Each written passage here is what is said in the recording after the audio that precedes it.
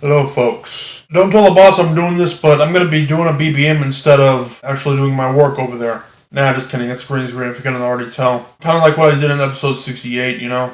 Only, the background is way better. But what's not better, though, is the fact that this part isn't in my notes because I didn't know this would happen at first. But it'll start to go away after a while. I think it's probably because I'm moving too much and it'll just start to fizz up or whatever. It's already doing it right now, so I'm gonna have to do this in quite a few takes, probably. You guys aren't gonna notice because the video's edited anyway, so... But I just thought I'd tell you, just in case.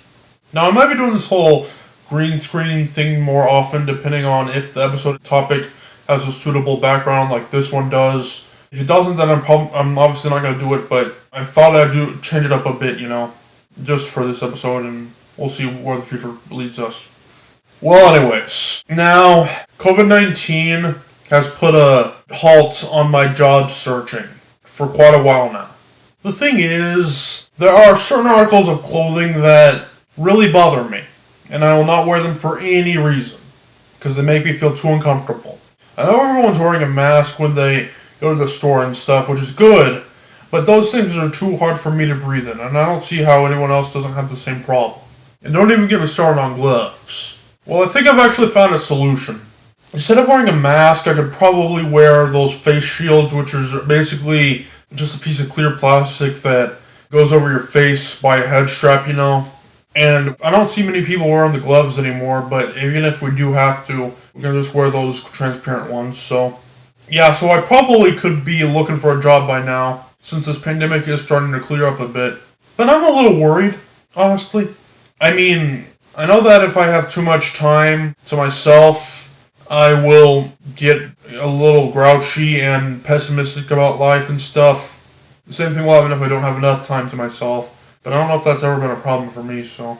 I mean, it has, kind of, but I don't know. So yeah, I do want to get a job eventually, but after being, 8 months of being idle, it's going to be awkward at first, and I don't think I'm ready to face that awkwardness, but I better be ready sometime soon. And my parents are still paying for most of my stuff, so there's really no rush right now, I don't think. Now, I may not have actually had a real job before, but I have done job training. Basically, when I was a junior in high school, my parents signed me up for a class that takes place during half the school day. That's about jobs and what you're supposed to do and not supposed to do in them and stuff like that.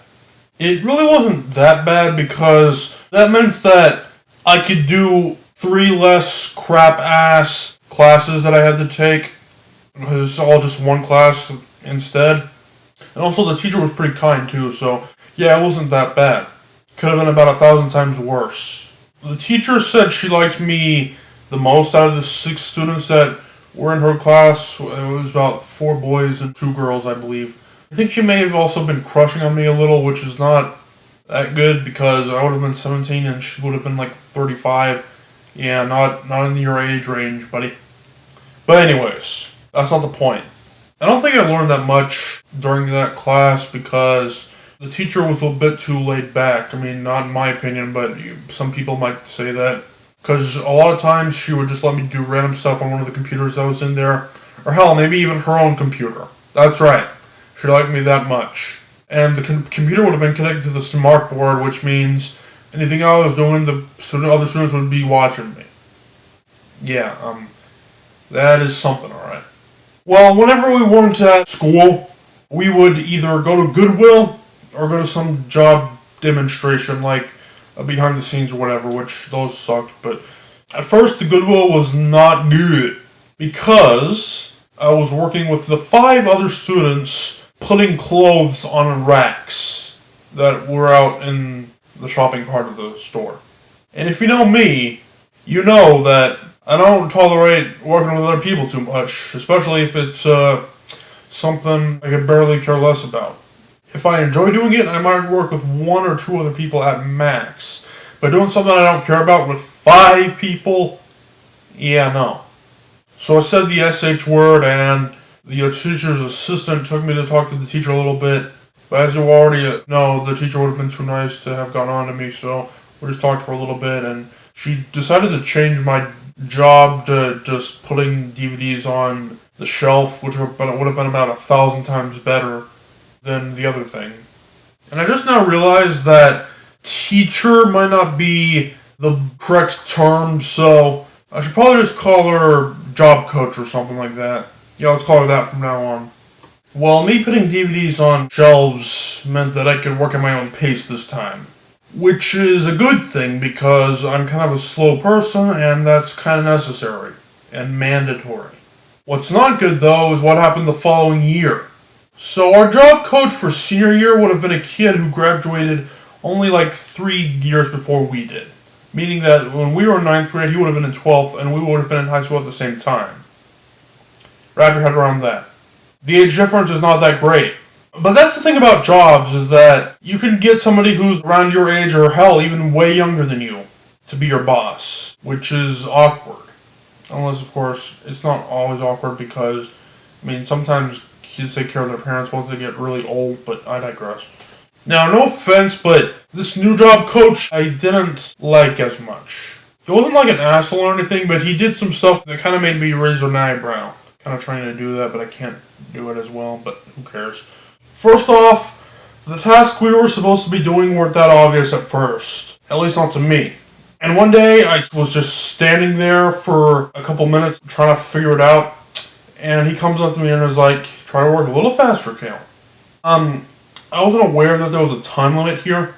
I'm not lollygagging, I'm just trying to figure out what the hell I'm supposed to be doing. Maybe he didn't understand that at the time, and he's just trying to help, so it's excusable. What's not excusable, though, is that when I was in the middle of vacuuming the floor, he basically said the same thing. And this time, I'm actually doing something. So what? I'm thinking to myself, bruh, I ain't working any slower than usual. What's different this time? If this is the kind of standard we have at jobs, then I don't know if I'm ready to have one. I'm just saying. Now, job interviews are just hell on earth. Like, that whole eye contact crap and shaking hands, I think I'll pass. As long as I'm explaining what I'm good at doing and I'm not good at doing, why does it matter? I don't know. I know you're not going to talk to your boss the same way you talk to your friends or anything, but why are they so freaking picky? I understand that religion and politics are kind of personal, so that's not really something you talk about at work. But it's not an unwritten rule. It's pretty simple not to know something like that. I wouldn't be surprised. There are unwritten rules. Don't take a dump on your desk or something. Okay, that's pretty obvious. But there's something you just don't know and have no way of knowing. So it's not too absurd not to know it.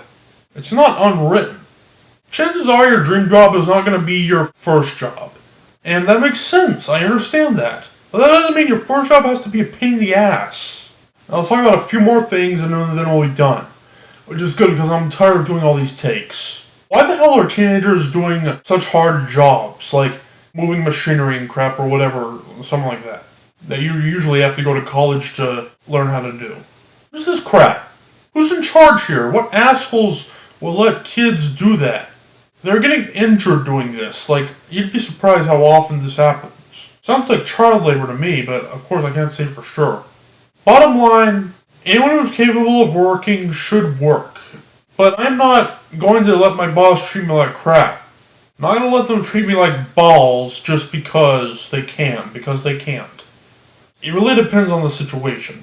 And I know that you can't be friends with your boss on Facebook or social media or anything like that because then they'd have to be friends with all your coworkers, so that wouldn't work out too well. But you don't have to hate your boss. It's probably best that you don't. You and your boss can still help each other out, but that doesn't mean you gotta be whatever. But no following on Facebook or anything like that. And also, I saw the thumbnail for a YouTube video that was my boss wants me to delete my YouTube channel. When the hell is your boss when you're not at work? Well, anyways, so that was this episode. I'm so glad it's done with. I'm finally ready to freaking be done with all these takes. So I will see you guys in the next episode, which will be a regular background. Goodbye.